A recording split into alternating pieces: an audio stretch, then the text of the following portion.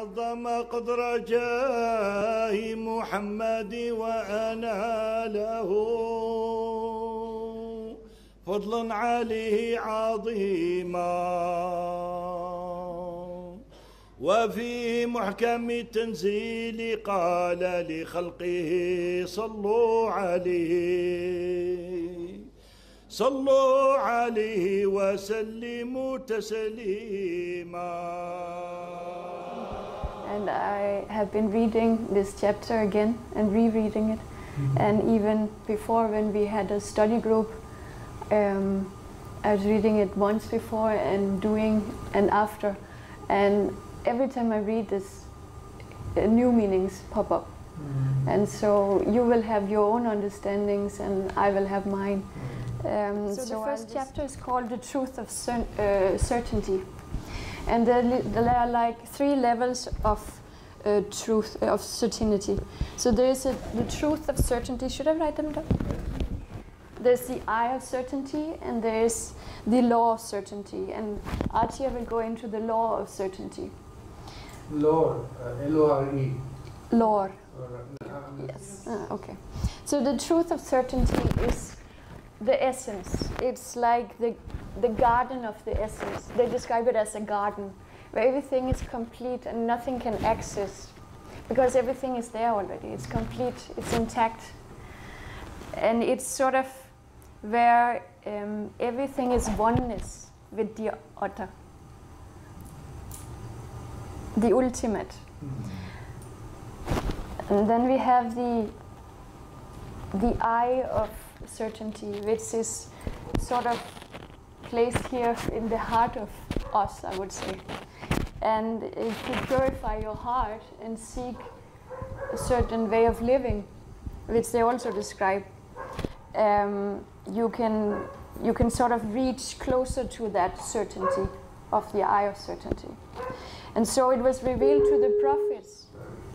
So it says here that Moses, the prophet, Moses said to his household, "Verily, beyond all doubt, I have seen a fire.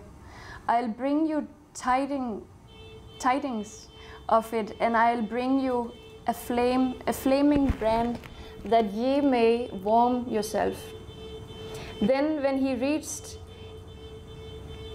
he was called blessed. He was called blessed is he who is in the fire and he who is about it. And glory be to God, the Lord of the worlds. So when they describe the prophets are sort of becoming intact with the flames. So for example, in miniature art or in Sufi poetry, they're describing people sort of like flies entering flames and becoming one with flames.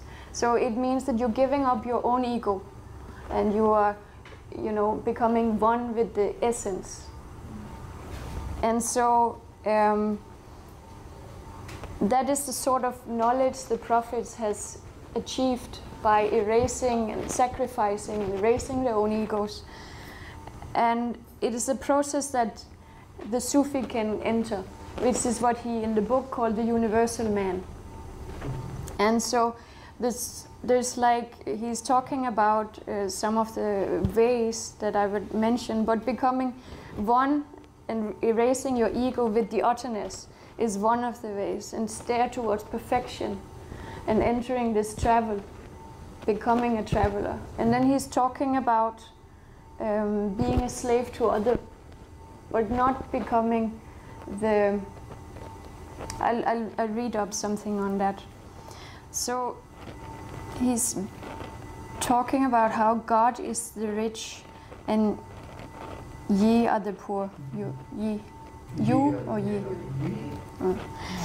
It is in this equality that the prophets are rated in their highest worth, for they are incomparably greater and richer by reason of their poverty than by reason of their earthly and heavenly plenitudes. Since this nothingness and poverty is the key by which alone one may have access to the infinite riches of the truth. And yet, since the being is utterly extinguished in the truth, he cannot be said to have gained possession of its riches. For in reality, he has never ceased to possess them. So it's another type of richness that you can sort of achieve if you become the one who sacrifices. And it also says that it will return to you, whatever you sacrifice will be returned to you in other ways, or like that you cannot imagine. And he is, yeah. So I think that was a beautiful sort of quote. Then there is another, least in the weakness of human conception, the infinite riches contained in God should, as it were, overflow into duality. The Supreme Name is safeguarded between two affirmations of His unity. He signifying the pure essence in itself without any differentiation as regards to the qualities, then to wipe away the stain of any idea of limitation or insufficiency that the human intelligence might conceive. The name of divinity is uttered again, and with the name of absolute plenitude, the eternally sufficient in unto himself. As, yeah. So I think for me, and having sort of being doing this miniature course for more than a year, I feel that it is essential that you are trying your best and you're sort of overcoming your weakness, your human weaknesses, and that belief that you have limitations. And I think bringing us back to the truth or the divine or the essence, and believing there's something greater than you, and that you can get connected to a source which is greater than you, and you are connected, but you can sort of try to eliminate those veils that are in front of you. I think that is a beautiful, sort of very powerful message. And yeah, to stare towards perfection, that's also what he's talking about in your little like drawings. And you know, like when you make a dot, it's actually it's a language, and it's a dot of consciousness. So that's something that I find very interesting. And then he's as well as, of course, he's saying, we're talking about equality and worth and how the riches are there, and he's talking about how it is, this is a quote from the Bible, but how it is easier for a camel to get through the needle, the eye of a needle, than for a rich man to enter heaven. It's easier for a camel to go through the eye of the needle than for a rich man to enter heaven. So we can discuss what is, yeah. So there is in religion, or in this, you have to sacrifice something, and you have to sort of let go of your own ego and sort of your material. I don't think you have to give away everything in your life, but some people choose that path, right? And that, I think, is a very also interesting sort of experience. Okay, let me see. Then he's writing about how there are flows of water coming from this paradise of the essence, like there's fountains, and he's talking about a river which he I forgot what he calls it, but he's quoting, he's saying that there, this is page 4, I better read it out loud because, they're on the banks, like the river banks, Kausar. the supreme river, huh? He calls it the Kausar. Kausar. Kausar. There are on its banks as many cups of silver as there are stars in the firmament. Whoso drinketh thereof shall never thirst. So it's not, you are being rewarded also on the way. And I think that the symbolism of a cup is a very strong symbolism. And I know from these tarot cards from the medieval times, which I'm not sure is, belongs to this sacred group, but that they also, the cups as a symbol, and and it's not cups of rich, it's another type of richdom. And I think in miniature also, river and water is symbolizing knowledge, divine knowledge, true knowledge. So it's flowing, this knowledge is flowing towards us out of this essential, the garden of essence, the truth. And it's flowing in us because the human body is 90% water, I think. Cello. Then there's a few more comments and then I'm sort of done. Who knoweth himself, the same knoweth his Lord. So sort of reaching or like getting to know Allah, God, Allah, the Lord, is that journey is through knowing, getting to know yourself, and so he further reads here. The self is all that is left to universal man, in whom the veils of the self which hide it have been utterly consumed by the truth. Then he says, so it is said that in the chapter of the cow, we make no distinction between any of his disciples. Apostles, sorry, yes. So, but basically, it is through yourself that you get to know God. I think that's very powerful. Also, message from this book. Maybe you need to explain that the two selves, one with the capital S and one with the small. Yeah. You just named, isn't that? Yes, there is here. For in the truth of certainty, each of them is nothing but the self, and the self is always one and the same.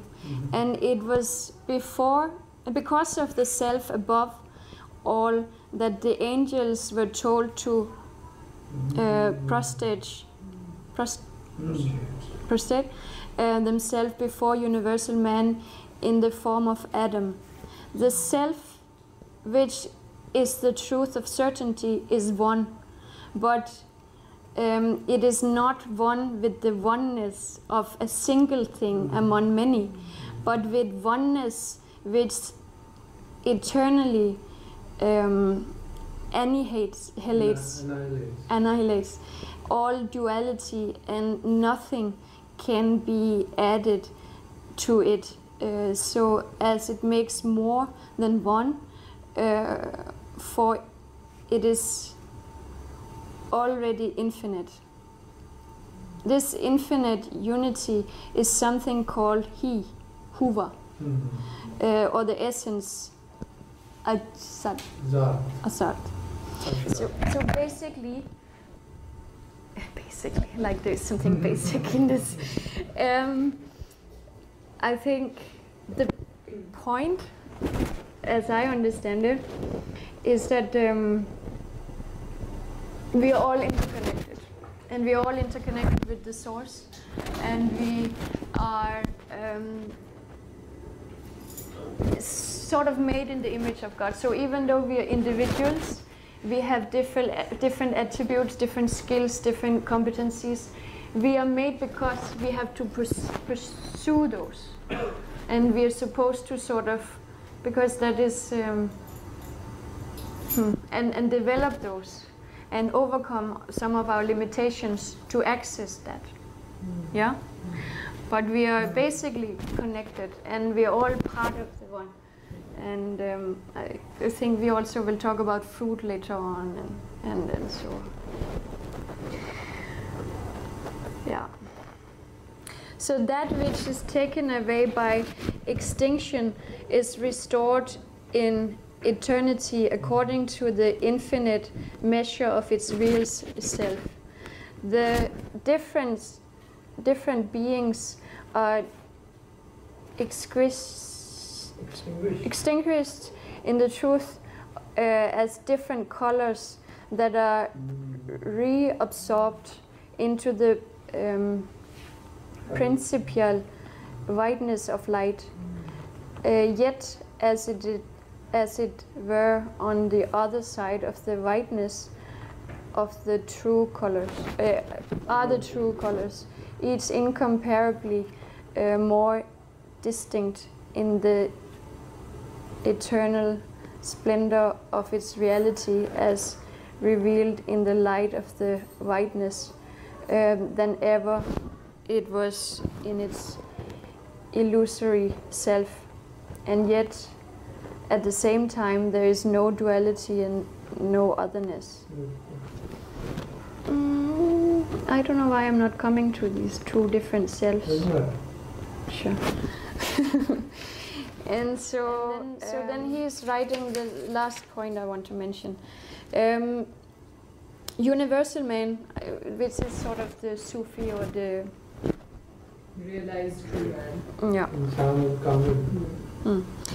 Universal man with his two natures is figured in the seal of Solomon, which is this. It's two triangles. One is pointing up, and one is pointing down, and it becomes a star like this.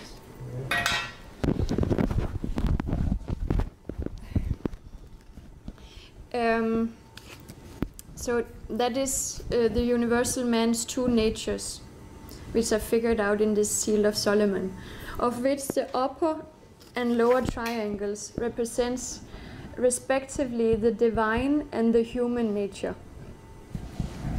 In virtue of this duality, he is the mediator between, and it is owing to this function that he is sometimes referred to as the Isthmus. No, al-Barzakh, as in the chapter of the distant revelation. Distinct revelation. Okay. Surah Furqan. Should I read out this one? And he it is who hath let loose the two seas, one sweet and fresh, the other salt and bitter, and had set between them an isthmus, an impassable barrier.